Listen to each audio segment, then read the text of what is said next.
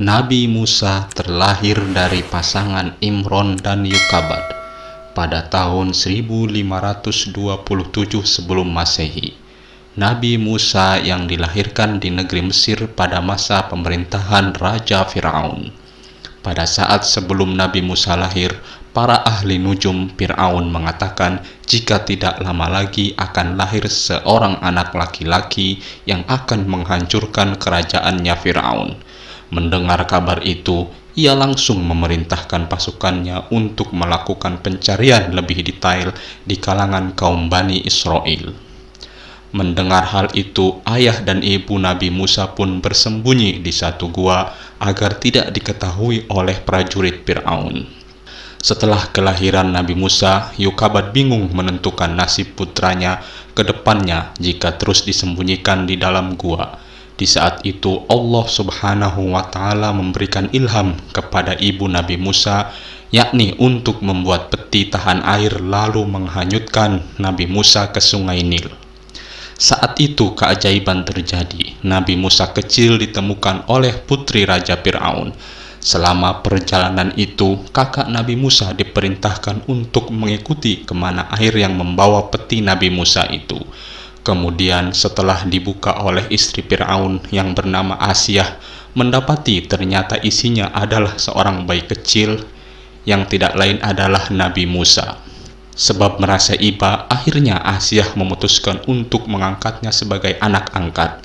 Niat tersebut kemudian diutarakan kepada Fir'aun, meski pada awalnya Fir'aun menolak, namun akhirnya harapannya diterima. Selanjutnya, ia mencari inang pengasuh yang nantinya akan menyusui sampai cukup usia. Pada waktu itu, sudah ada beberapa inang yang diundang untuk menyusui Nabi Musa, namun hampir semuanya ditolak.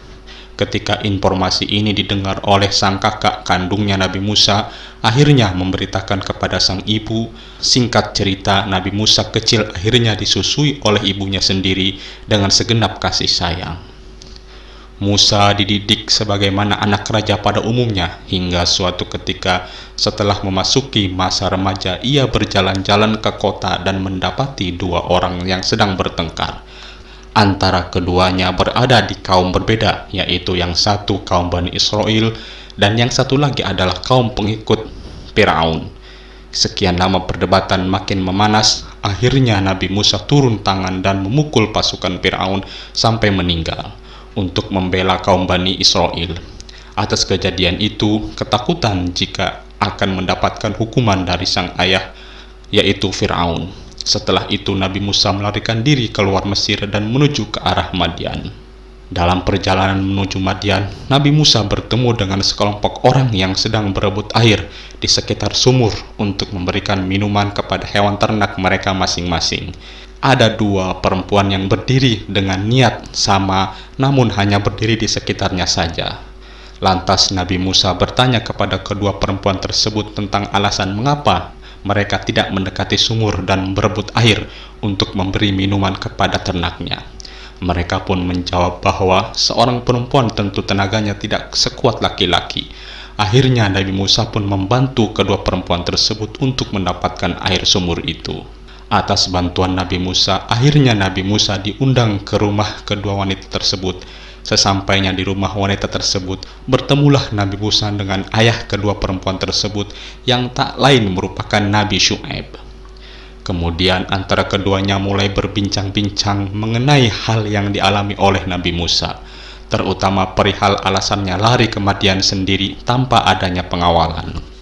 Selanjutnya Nabi Syu'aib menawarkan kepada Nabi Musa untuk menjadi pengembala ternak, dengan imbalan ketika sudah dewasa kelak berhak memiliki salah satu di antara kedua putrinya. Tanpa terasa sudah berjalan 10 tahun Nabi Musa berada di Madian, namun pikirannya tertuju terus kepada kaumnya, yaitu kaum Bani Israel. Setelah menikah dengan Safura, salah satu putri Nabi Syu'aib, Nabi Musa dan sang istri memutuskan untuk pergi kembali ke Mesir. Sesampainya di sebuah bukit yang belakangan diketahui yang bernama Bukit Turi Sina, ia melihat seberkas cahaya memancar.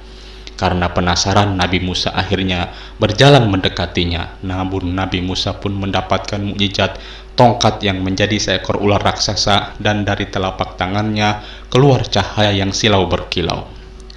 Kemudian Nabi Musa diangkat menjadi Rasul dan menerima wahyu agar mendakwahi Fir'aun bersama saudaranya, yaitu tidak lain adalah Nabi Harun.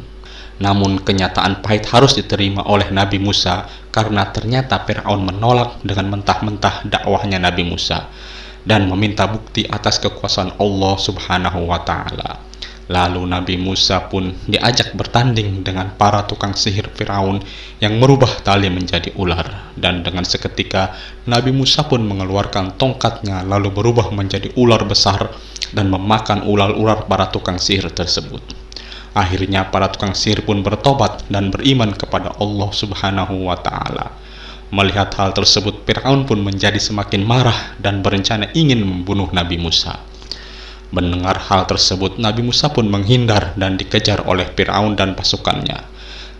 Kemudian sampai di sisi Laut Merah, keajaiban pun terjadi. Nabi Musa melempar tongkatnya ke laut dan laut pun terbelah menjadi 12 bagian. Nabi Musa dan kaumnya lalu melewati Laut Merah dengan mudah, dan malangnya Fir'aun ketika mengikuti dan mengejar Nabi Musa. Akhirnya Fir'aun pun tewas dan tenggelam di Laut Merah ketika mengejar Nabi Musa. Kemudian satu riwayat menceritakan pertemuan Nabi Musa dengan Nabi Khidir yang ditemani Yusha bin Nun yang membawa ikan. Pertemuan Nabi Musa dan Nabi Khidir itu ditandai dengan ikan yang dibawa Yusha ketika melompat ke air yang dimana tempat itu adalah tempat pertemuan antara dua air laut. Setelah Nabi Musa bertemu dengan Nabi Khidir, kejadian dan peristiwa-peristiwa janggal pun terjadi, yaitu peristiwa melobangi perahu bertujuan untuk menghindari terjadinya perampasan oleh penguasa kejam, sehingga mereka akan kehilangan kendaraannya atau perahunya. Yang kedua adalah pembunuhan terhadap anak kecil karena ditakutkan saat dewasa nanti anak kecil tersebut bisa menjerumuskan kedua orang tuanya ke jalan kekufuran. Di samping itu, Nabi Khidir juga berdoa kepada Allah Subhanahu wa Ta'ala agar diganti dengan sebuah anak yang baik kelak. Yang ketiga adalah pendirian tembok bertujuan untuk melindungi anak yatim yang berada di dalamnya agar tidak tertimpa oleh reruntuhan. Nabi Musa wafat pada usia 120 tahun pada tahun 1407 sebelum Masehi di Yordania. Makam Nabi Musa terletak pada 11 km selatan Yerikho dan 20 km timur Yerusalem. Diriwayatkan sebelum Nabi Musa wafat, Nabi Musa sempat didatangi malaikat Israel yang menyamar sebagai seorang pria untuk mencabut nyawanya.